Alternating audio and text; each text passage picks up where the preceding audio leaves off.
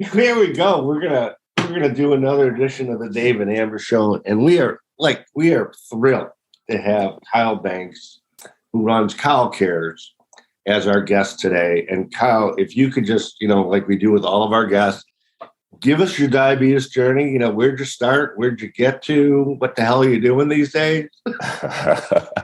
Well, I was diagnosed in 2015 as an adult. I was in my mid-30s at the time, and I was also performing with the traveling company of The Lion King. Okay. I bounced between the Broadway company and the touring company.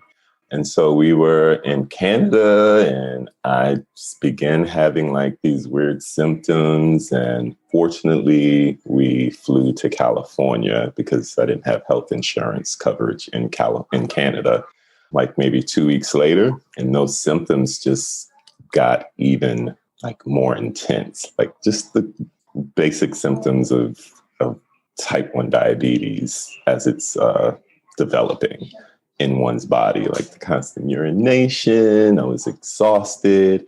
I lost like 30 pounds in like 3 weeks, which is the thing that sent me to seek care. So I went to an urgent care clinic that was located across the street from the theater where we were performing, and he tested my glucose after sharing my symptoms. And he told me that he suspected I had steroid-induced diabetes because at the time I was on a high regimen of prednisone for some vocal issues that I was experiencing. And it's one of the side effects of steroids is that it raises your glucose. So he thought that maybe after I weaned off of the steroids that it would go away. He suggested I go to the emergency room, and I was like, I can't do that. I have a show tonight. So the show must go on. The show must go on. So I was like, just give me something and we'll figure it out. So he prescribed metformin for me. So I was taking the metformin for like the next 2 weeks. Of course, it did not work. I continued to lose weight, continued to get sicker. And I spoke with my mom about what I was dealing with. And she begged me to come to New Orleans to see her doctor, which I did, and her doctor immediately sent me to the emergency room. And I was hospitalized for 2 days. And that's when it was the idea of having type 1 diabetes was like introduced to me, and began taking insulin, and they sent me off with this new regimen of insulin therapy with a very active lifestyle. Unfortunately, I guess they don't treat many athletes. So incorporating insulin with the type of work that I was doing was a bit of a nightmare. I remember like my first day back in the show, I left once I was discharged from the hospital. I flew to Denver to meet the show because it was traveling across the country. And the elevation, oh my God. Oh, yeah. That almost took me out. But then I had like that first night, I had a crash like in the 30s. Mm-hmm. Okay. And that happened basically every night for like the next few months. I would just experience these crazy hypoglycemic episodes. And for just having type 1 diabetes, a new type 1 diabetes diagnosis is stressful enough. But then to incorporate that with work and the level of activity that is required to perform in that type of show just made it really stressful. I thought I was going to get fired every night because I would have to drop out of scenes. And you drop out of a scene in a show, like one change in a show of that size, that magnitude, it just causes this whole ripple effect. And like I have to contact stage management. Stage management has to get another actor ready. Sound department has to come switch up mics, and the wardrobe department. I mean, it's like so many departments that have to get involved. And I'm hearing all of this chatter on the radio night after night, and it's always Kyle. So I was like, oh my God, I'm going to get fired. But, my coworkers were just so supportive of me through this experience as I was learning how to live with type 1 diabetes and use insulin, and with the level of activity I was exerting. You were taking injections. Yes, at the time. Are you still taking injections? Well, today I'm taking injections only because I lost my PDM. So, okay. So you're okay. So let's for our listeners, let's just clarify. I'm on I use the Omnipod. Okay, and I assume you're on the Omnipod Dash. Yes. Okay. And I also use the Dexcom G6. Okay. Yeah, I have two questions right off the bat. Like, when you went to the doctor the first time and they said your glucose was elevated, steroid induced, or however we want to say it, what was your blood sugar? Like 400, 600? What are we talking? It was 620. Okay, so the fact that they did not, I mean, I don't care if it's steroid induced or not, that like your blood sugar should never be that high. And then my second question with that, when they gave you metformin, did they also give you a glucose meter? Did they say you need to test like 4 times a day? No. Okay, so they're like, here's some pills, see ya. Okay. Wow. Exactly. So my corresponding question to that, do you remember your first A1C? It was 14. Gee, many Christmas. Yeah. Yeah. Well, it's funny. You and I have that in common because although I'm a lot older than you, I was diagnosed when I was 31 years old. And my A1C was 15 when I was diagnosed. Wow. So, and I think we're also examples of a major misnomer in diabetes in that you don't have to be a child to develop type 1 diabetes. Right. Oh, yes, most definitely. I mean, so many adults are being diagnosed these days. I mean, I don't know if this is a new phenomenon or if it has always been the case and people were being misdiagnosed, but for some reason, so many adults are being diagnosed with this disease now. I'd like to go back to something because the Diabetes Way is not just directed to people with diabetes, but people who are touched by diabetes. And you mentioned how your cast members are helping you out. Do you remember what their reaction was when you told them? Well, I have a friend that I joke with all the time. It's like, you really hurt my feelings. He was like, oh, but when I shared with him what I was going through, he's like, oh, my grandmother has that. Like your grandmother. So, but they're jokesters in that show. But it was honestly, we have a physician on staff in the building with us because there are a lot of injuries in the show. So she was just very helpful with she had to catch up on what living with this disease is like as well. And just making sure I had things that I needed, like snacks, or she had these glucose gummies that would, that really worked well when I was having a hypoglycemic episode.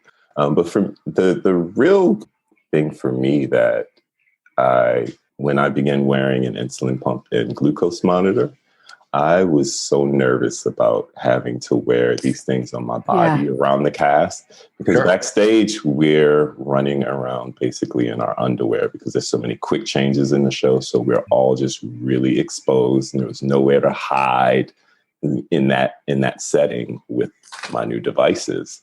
So, but I think that was a good thing and a scary thing all at the same time because it just forced me to just get over it.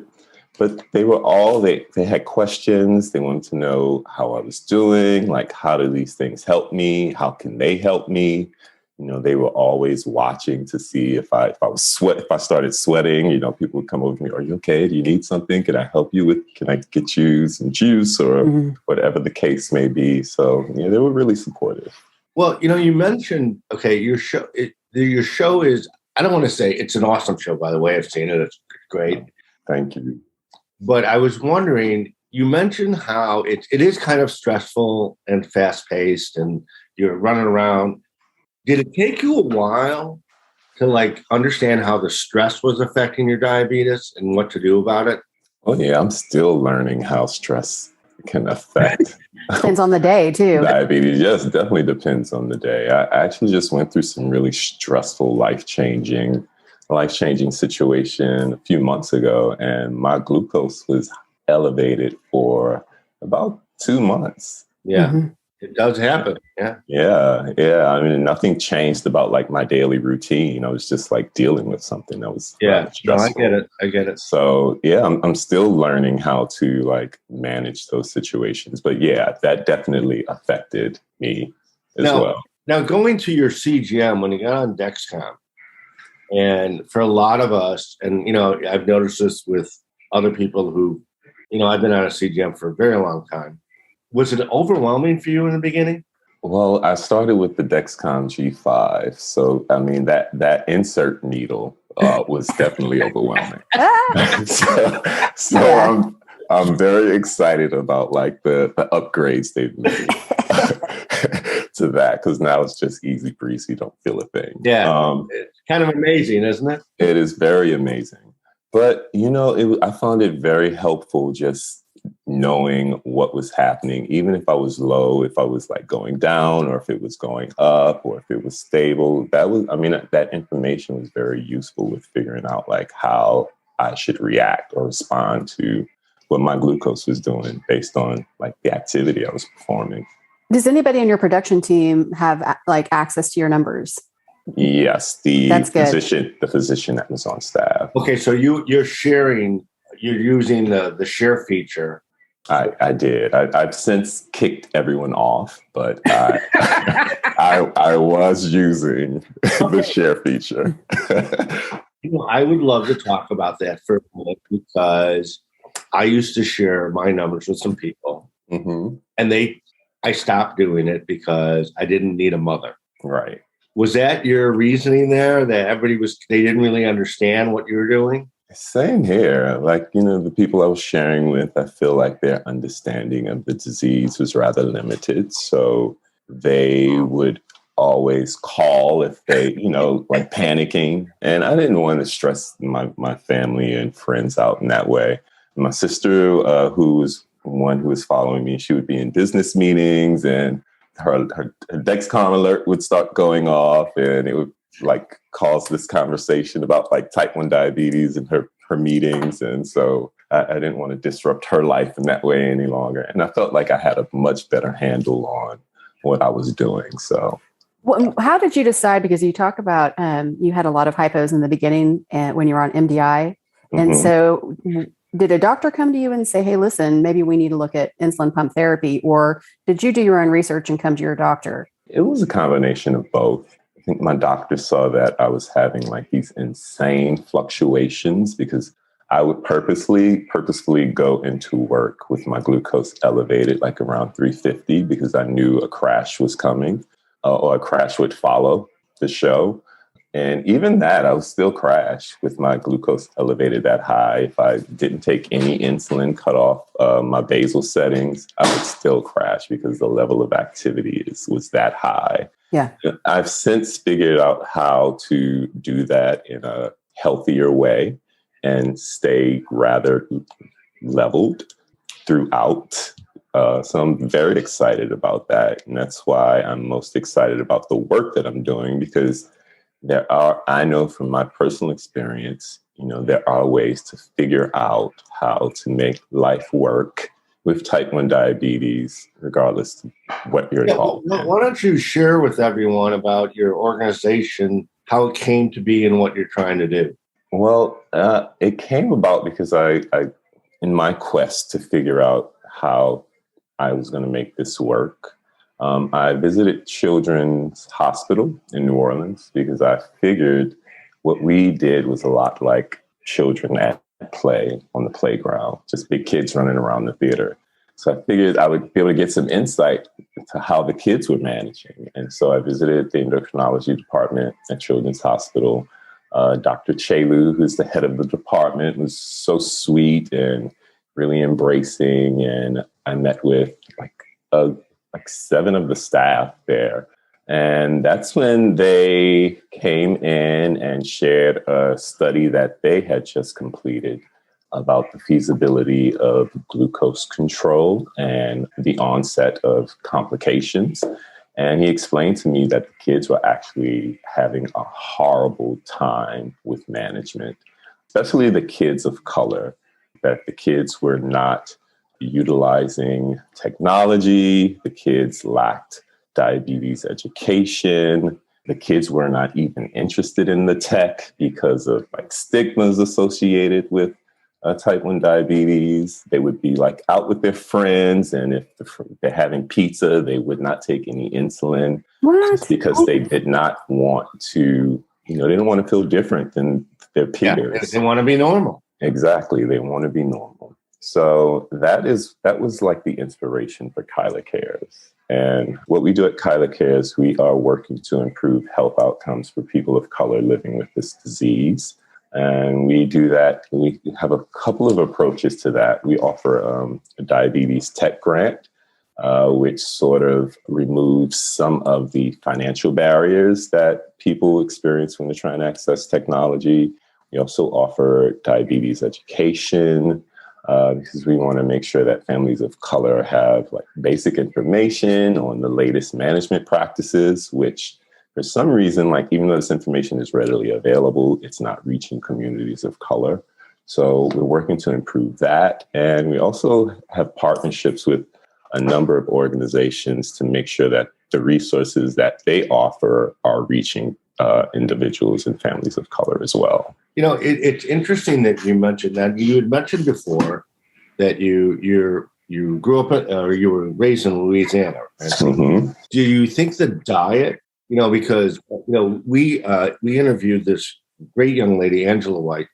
Mm-hmm. She's from Jamaica, and she was talking about how the Jamaican diet, heavy carbs. Yeah. Do you see any? I know this. Gotta love those plantains. But do you see a correlation between the diet like Louisianans are traditionally used to, as opposed to like, some other places? I'm from Chicago. I mean, I know the pizza story well. We're big deep. Mm-hmm. I used to tell people that pizza for Dave Cliff was a 3-day event. and I'm pretty good at managing my diet, but I am not giving up my deep dish. So that part, yes, I don't blame you. The diet in New Orleans, Louisiana is very rich, very carb heavy, very creamy. So that definitely plays a role, especially in negative outcomes, especially if one does not have proper information on how to take insulin in those situations. So I think with our approach, as I've learned, people of color, we don't want to, people of color living with type 1 diabetes, we don't want to feel like when we connect with our families or in cultural settings, that we can't enjoy and partake in the delicacies that are part of our culture. And I've learned that is cause for a lot of frustration with people when they go into the clinician's office and they're told, don't eat this, don't eat that. Mm-hmm. I would prefer to figure out a way to enjoy those foods, but what do you need to do to prepare your body to take them? I feel like that's a much healthier approach. It's a much more sustainable approach. And then once you get people there and we have gained the trust of the community, then we can start talking about, decisions we're making about nutritional intake and portion control and how maybe to cut back on certain things But I definitely take the approach of figuring out how to make this work with your lifestyle. Now, explain, if you can, to our listeners why or what you believe the reasons there are for this disparity with, there's been a lot of work recently about bringing more people of color into clinical studies. What do you think are the better solutions? We're also working with like DRI and Penn State and Stanford to have more people of color included in these studies as well, because we just need to have our experiences documented and considered when various treatments are being thought of or created. I think it's a number of things. I think there is a lot of stigma within the community as it relates to diabetes. I think there's a lot of shame. I think that the diabetes community as a whole has not really been embracing of the varied experiences that people have. I think that's sort of starting to change now. There's a lot more representation on social media, and I know like the tech manufacturers are beginning to use a lot more people of color in their marketing. So I think that will help. But I think we just need to open a dialogue with families living with this disease and making sure that they have the support that they need in order to be successful with management. Now, your organization, how are you funded? How do you do the work that you're doing? Oh, great question. This is your shot at a free commercial right here. Yes, please send us some money. It's definitely needed. Well, we're working with other organizations, like DRI is sending donors that are interested in technology accessibility, and they're directing those people to Kyla Cares, which has been awesome. Applying for grants. I'm also, as a performer, I was most excited about producing these concerts. We did one in 2020, the year of the pandemic. It was supposed to be live in New Orleans at the Sanger Theater, which is a 2,800 seat venue.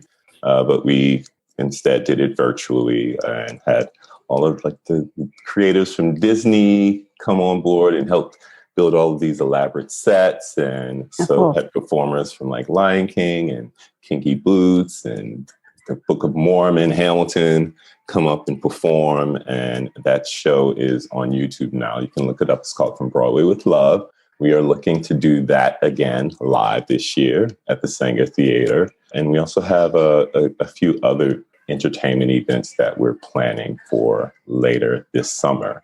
So, yeah, we're hoping that those events will bring in. Now, can somebody, like if a listener wanted to go to your website, could they donate through your website? Yes, most definitely. You can also donate through the website. We are definitely looking to build relationships with donors that are interested in the need in this area, especially as it relates to the disparities with people of color and accessing technology. So, yeah. Now, do any of the companies donate? The companies are donating to the events and sponsoring the events, which is how we are sort of underwriting. Okay. How many kids have you been able to give grants to? I'm not sure total. Maybe over the course of 3 years, 50 kids. That's great. And a grant, let me just say, because I'm a grant writer and a recipient of grants, the duration of a grant. So if somebody's interested in applying, is it for a year and just making sure they have access long term, or what do we look? It's for a year as it stands now. We were initially trying to cover the cost of the technology outright, but that just became a bit unmanageable, especially during the pandemic when we weren't able to fundraise the way we had anticipated doing. So we switched to supplying grants for individuals that are insured, that are needing assistance with co-payments and deductibles.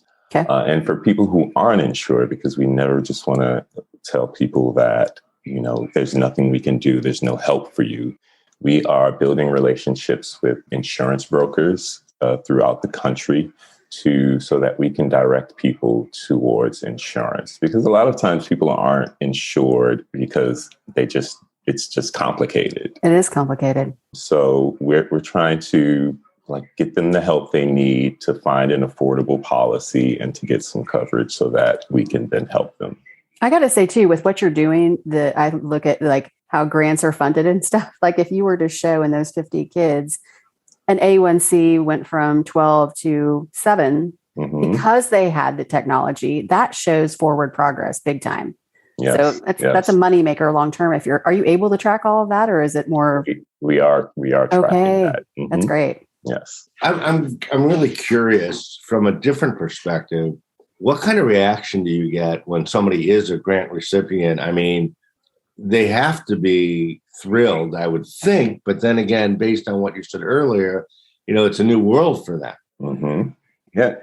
I think the parents, it's just pure joy that, there's some support and assistance. And for many of them, this is I know when I was diagnosed and I looked into like the cost, I was floored. And it's just me that I'm taking care of. I don't have like a family to support. And I was still just like, oh my God, how am I going to make this work?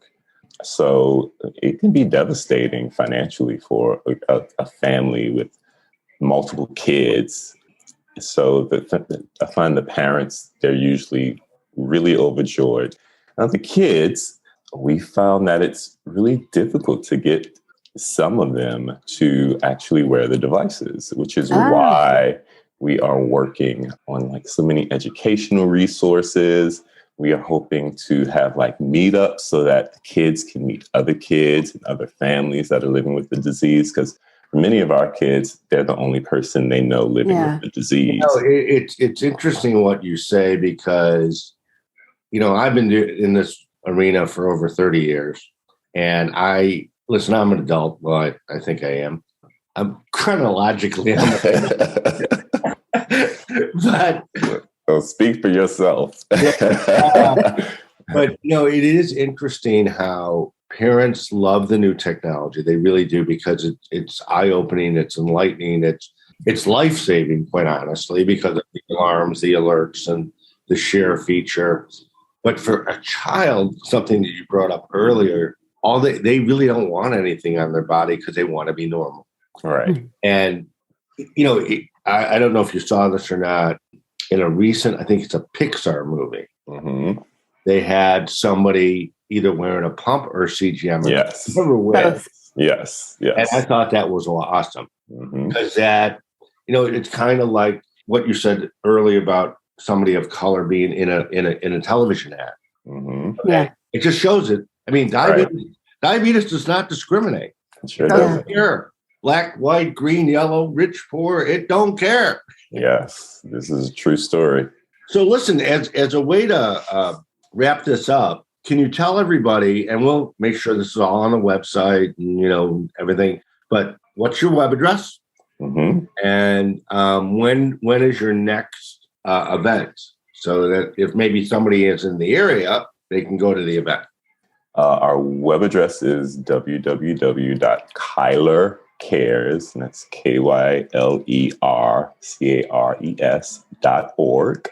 You can go on and find out about the organization. You could also donate there. Our next event, we are planning for the end of summer. I actually have a call when I hang up with you with one of our partners, Ochsner Hospital, which is the largest medical provider, healthcare provider in the state of Louisiana.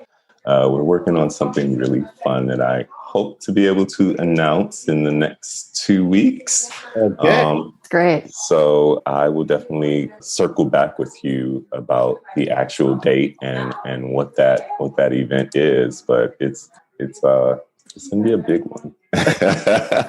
Well, maybe we'll be able to attend. That would be awesome. We're talking to like some really awesome talent about doing like a really cool show. So I think will this be in New Orleans? Is this where we'll be? Yes, it's going to be in New Orleans. Okay, I have a reason to go back. So come on. And I on. want to say too, because Dave and I will be in New Orleans for the ADA, and I know this is your first time, my first time. Maybe we can all get together. You can show us what we need to be eating. Like that would be awesome. Let's do it. I know all the spots. Kyle, it's been a real pleasure. Thank you for the work that you're doing. And we'll definitely have you back. Thank y'all. I mean, I'm so happy that we connected and are doing this. I love talking about Kyler Cares and the work we're doing and how you can just live life and you can be normal with type 1 diabetes as long as you're managing your glucose and doing what you need to do to stay healthy. Well said. That's very well said.